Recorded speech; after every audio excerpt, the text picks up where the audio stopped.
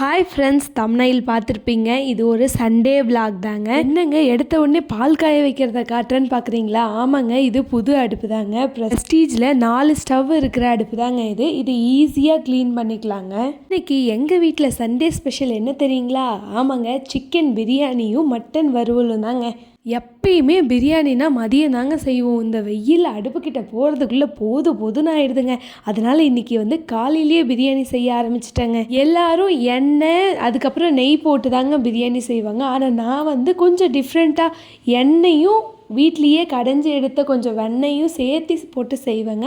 இதோட டேஸ்ட் அவ்வளோ சூப்பராக இருக்குங்க. நீங்களும் ட்ரை பண்ணி பாருங்கள். ஒரு 4 ஸ்பூன் எண்ணெயும் 4 ஸ்பூன் வெண்ணெயும் போட்டு நல்லா காஞ்சதுக்கப்புறம் பட்டை, லவங்கம், பிரியாணி இலை, கிராம்பு எல்லாத்தையும் போட்டு கொஞ்சமாக இஞ்சி பூண்டு பேஸ்ட்டும் போட்டு அது கூட பெரிய வெங்காயம், தக்காளி, பச்சை மிளகா, தேவையான அளவு உப்பு, கொத்தமல்லி தழை, கருவேப்பிலை எல்லாத்தையும் போட்டு நல்லா பார்த்து அந்த தக்காளி நல்லா மசிகிற மாதிரி வணங்கணுங்க. இப்போ நல்லா வாஷ் பண்ணி வச்சுருக்கிற அந்த சிக்கனை எடுத்து அதுக்குள்ளே போட்டு அதுக்கு மேலேயே 4 ஸ்பூன் வரமிளகாத்தூள், 4 ஸ்பூன் பிரியாணி மசாலா, 3 ஸ்பூன் கரம் மசாலா, ஒரு சிட்டிக்கு அளவுக்கு மஞ்சத்தூளை போட்டு நல்லா மிக்ஸ் பண்ணி ஒரு தட்டை போட்டு மூடி வச்சிடணுங்க. பாருங்கள், நம்ம எல்லாத்தையும் போட்டு நல்லா மிக்ஸ் பண்ணிட்டோம். மிக்ஸ் பண்ணதுக்கப்புறம் ஒரு தட்டை போட்டு மூடி அப்படியே விட்டுறணும். பாருங்கள், ஒரு 5 மினிட்ஸ் நம்ம தட்டை போட்டு மூடி அப்படியே வச்சுட்டோம். அதுலேயே பாருங்கள் எவ்வளோ தண்ணி விட்டுருக்கு. இதனால தாங்க சிக்கனாக இருந்தாலும் சரி மட்டனாக இருந்தாலும் சரி ஃபஸ்ட்டு போடக்குள்ளேயே நான் தண்ணி ஊற்றக்கூடாதுன்னு சொல்கிறது. இப்போ சிக்கன் ஒரு 5 to 10% நல்லா பாயில் ஆகிருக்குங்க. இதுக்கப்புறம் நம்ம அரிசியை ஆட் பண்ணிக்கலாம். நான் 1.25 கிலோ சிக்கனும் 3/4 கிலோ அரிசியும் எடுத்திருக்கேங்க. எப்போ இந்த மாதிரி அரிசி எடுத்து போட்டாலுமேங்க என் பாட்டி நான் சின்ன வயசாக இருக்கக்குள்ளே ஒரு கதை சொல்லுவாங்க. இந்த கதை தாங்க ஞாபகம் வரும். அது என்னன்னா, அந்த காலத்துலலாம் மாமியாருங்க என்ன பண்ணுவாங்கன்னா அரிசி எடுத்து மருமகள் கிட்ட கொடுத்து சமைக்க சொல்லிட்டு போவாங்க. வீட்டில் 3 மருமகள்கள் இருந்தாங்களாம். ஃபர்ஸ்ட் அன்னைக்கு பெரிய மருமக, 2வது அன்னைக்கு நடு மருமக, 3வது அன்னைக்கு சின்ன மருமக அப்படின்னு சொல்லிட்டு மாமியார் அரிசி எடுத்து கொடுப்பாங்களாம். அந்த மருமகள்கள்லாம் சமைக்கணுமா. ஃபஸ்ட்டு 2 நாள் முடிஞ்சது. இன்னைக்கு சின்ன மருமகளோட டேர்ன் வருதுங்களாம். இப்போ அவங்க மாமியார் அரிசி எடுத்து வச்சுட்டு போவாங்களாம். அவங்க போனதுக்கப்புறம் இவங்க சின்ன மருமக சமைக்க ஆரம்பிப்பாங்களாம். தினமும் சாப்பாடு பானை நிறைய வலியிற அளவுக்கு வருமா. ஆனால் இன்னைக்கின்னு பார்த்து அரைப்பானை சாப்பாடு தான் வந்துச்சான். அதை பார்த்தவொடனே இவங்க ரொம்ப பயந்துட்டாங்களாம். அச்சோ போச்சு, இன்னைக்கு மாமியார் வந்தவொடனே நம்மளை உண்டில்லைன்னு ஆக்க போகிறாங்க அப்படின்னு சொல்லி இவங்க பயந்து தப்பான முடிவு எடுக்க போனாங்களாம். அப்போ இவங்க கை கழுவ போக்கில் சரி இந்த வளையலை கழட்டி வச்சுட்டு நம்ம அந்த முடிவுக்கு போகலாம் அப்படின்னு சொல்லிட்டு வளையலை கழட்ட போக்கில் அந்த வளையல் சந்தில் ஒரு அரிசி இருக்குமா. அச்சச்சோ, இங்கே இருக்கே அந்த அரிசின்னு அந்த அரிசியை எடுத்துகிட்டு போய் பானையில் போட்டு பானையை க்ளோஸ் பண்ணி வைப்பாங்களாம். திறந்து பார்க்கக்குள்ளே முழு பானையாக இருக்கும். இப்போ எனக்கு அதே டவுட்டு உங்களுக்கு வருது தானே, எப்படி ஒரு அரிசி போட்டவுடனே முழு பானையாக ஆகும் அப்படின்னு சொல்லிட்டு. இதே டவுட்டை தாங்க நான் என் பாட்டிக்கிட்ட கேட்டேன். அப்போ அவங்க சொன்னாங்க, அரிசி பானையில் இருக்கிற 10 அரிசியில் ஒரு அரிசி பத்தினி அரிசியாக இருக்குமா. அந்த ஒரு அரிசியை போட்டால் பானை நம்பிடுமா. இதை தாங்க அவங்க எங்கிட்ட சொன்னாங்க. அதனால் ஒரு அரிசி கூட சிந்தக்கூடாதுன்னு சொன்னாங்க.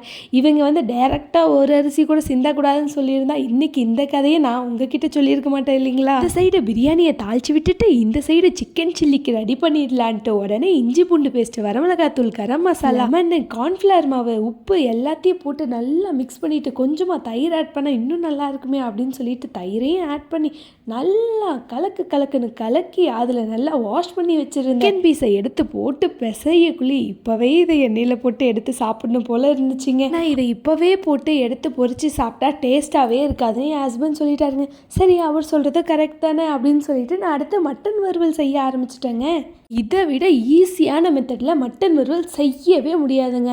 ஒன்றும் இல்லைங்க, ஒரு குக்கரில் மட்டனை எடுத்து போட்டு அதில் கொஞ்சமாக மஞ்சத்தூள், வரமிளகாத்தூள், உப்பு எல்லாத்தையும் போட்டு டம்ளர் அளவு மட்டும் தண்ணியை ஊற்றி 3 விசிலை விட்டு இறக்கி வச்சுட்டோம்னு வச்சுக்கோங்க. சைடில் ஒரு வடைச்சட்டியை வச்சிட வேண்டியதான். இங்கே வேக வச்சுருக்கோம் இல்லைங்களா மட்டனை, அதுக்கான தாளிப்பு போட தாங்க வடைச்சட்டியை வச்சுருக்கோம். வடைச்சட்டியை வச்சு கொஞ்சமாக நல்லெண்ணெய், கடுகு, உளுத்தம்பருப்பு எல்லாத்தையும் போட்டு மிக்ஸ் பண்ணிவிட்டு கருவேப்பிலையை கொஞ்சம் தூவி சின்ன வெங்காயம் பொடியாக அரிஞ்சு அதுக்குள்ளே போட்டு 2 பச்சை மிளகாய், 2 வரமிளகாய், பூண்டு பேஸ்ட்டு 1 ஸ்பூனை போட்டு நல்லா மிக்ஸ் பண்ணி விட்டுட்டு வெங்காயத்துக்கு தேவையான அளவு உப்பை மட்டும் போட்டுட்டு கொஞ்சமாக மஞ்சத்தூளை போட்டுட்டு 1 ஸ்பூன் சாம்பார் தூள், முக்கியமாக சக்தி சாம்பார் தூள் இருந்தால் போட்டுக்கோங்க. ஸ்பூன் வரமிளகாய் தூளையும் போட்டு நல்லா மிக்ஸ் பண்ணி விட்டு அது அடிப்பிடிக்காமல் இருக்கிறதுக்கோசரம் அதுக்கப்புறம் லைட்டாக தண்ணியை தொளிச்சு நல்லா வதக்கி எடுத்துக்கோங்க. இந்த பக்கம் நம்ம வேக வச்ச மட்டனும் சும்மா சூப்பராக வெந்திருக்குங்க. இது நல்லா வெந்திருக்குங்க. இதுக்கப்புறம் நம்ம இந்த சைடு வடச்சட்டில் வதக்கி வச்சுருக்கோம் பார்த்தீங்களா, அது எல்லாத்தையும் எடுத்து அப்படியே மட்டனில் கொட்டி நல்லா கிளறி விட்டு லைட்டாக பெப்பர் அது மேலே தூவி விட்டு இதில் இருக்க தண்ணியெல்லாம் நல்லா சுண்டி வரக்குள்ள அப்பா அதோட வாசனையே வீடு ஃபுல்லாக மணக்குங்க. இதுக்கப்புறம் லைட்டாக மேலே கொத்தமல்லி தழையை போட்டு நல்லா 2 மிக்ஸ் பண்ணி விட்டு இறக்கி வச்சு சாப்பிட்டோம்னு வச்சுக்கோங்க, சும்மா அவ்வளோ சூப்பராக இருக்குங்க. அதுக்குள்ளே இங்கே பிரியாணியும் ரெடி ஆகிடுச்சிங்க. பார்க்கும் போதே தெரியுங்க உங்களுக்கு நல்லா பலன்னு வந்திருக்குது. ரொம்ப சூப்பரான பிரியாணி. கண்டிப்பாக நீங்களும் ட்ரை பண்ணி பாருங்கள். எப்பயுமே இங்கே பிரியாணி செஞ்சு முடித்த உடனே அதை ஃபுல்லாக நல்லா கிளறி விடணுங்க. அப்போ தான் ஃபுல்லாக எல்லா பிரியாணியும் நல்லா டேஸ்ட்டாக இருக்கும். என்னால் அப்படியே குக்கர்லேயே கிளற முடியலைங்க. அதனால் நான் அதை ஒரு போசியில் மாற்றிட்டு அதுக்கப்புறம் அதை நல்லா கிளறி விட்டேங்க. அதோட வாசனையே சும்மா சூப்பராக இருந்துச்சு. இல்லை நான் பிரியாணி செஞ்சு ரொம்ப நாள் ஆச்சுங்க. அதனால் இன்னைக்கு டேஸ்ட் எப்படி வருமோ தெரியல அப்படின்னு சொல்லிட்டு தான் சமைச்சேன். எல்லாமே ஓரளவுக்கு சமைச்சு முடிச்சாச்சு. சரி லாஸ்ட்டாக முட்டையும் வேக வச்சிடலாம் அப்படின்னு சொல்லிட்டு சைடில் முட்டை வேக வச்சுட்டு அதுக்கப்புறம் பார்த்தோம்னு வச்சுக்கோங்க, நம்மளோட மட்டன் கிரேவி சும்மா பக்காவாக வந்துருந்துச்சிங்க. வீடியோ ஆக்சுவலாக போன வாரம் எடுத்ததுங்க. இன்றைக்கி எடிட் பண்ணக்குள்ளே கூட இந்த மட்டன் கிரேவியை பார்க்கக்குள்ளே எனக்கு அப்படியே வாயில் எச்சில் ஊறுதுங்க. அவ்வளோ டேஸ்ட்டாக இருந்துச்சு. அப்புறம் என்னங்க எல்லாம் சமைச்சு முடிச்சாச்சு. அடுத்து சரி இவ்வளோ ரெடி பண்ணிட்டோம், ஒரு இலை வாங்க மாட்டோமா அப்படின்னு சொல்லிட்டு இலை வாங்கிட்டு வந்து இலையில் பரிமாறி சாப்பிட்டோங்க. அவ்வளோ திருப்தியாக இருந்துச்சுங்க. என்ன ஒன்று, அந்த சிக்கன் 65 மட்டும்தான் காலையில் செய்ய முடியாமல் ஆஃப்டர்நூனுக்கு போயிடுச்சு. இதையும் காலையிலே செஞ்சுருந்தா கொஞ்சம் ஃபுல்ஃபில்லாக இருந்திருக்குங்க. Thank you for watching video.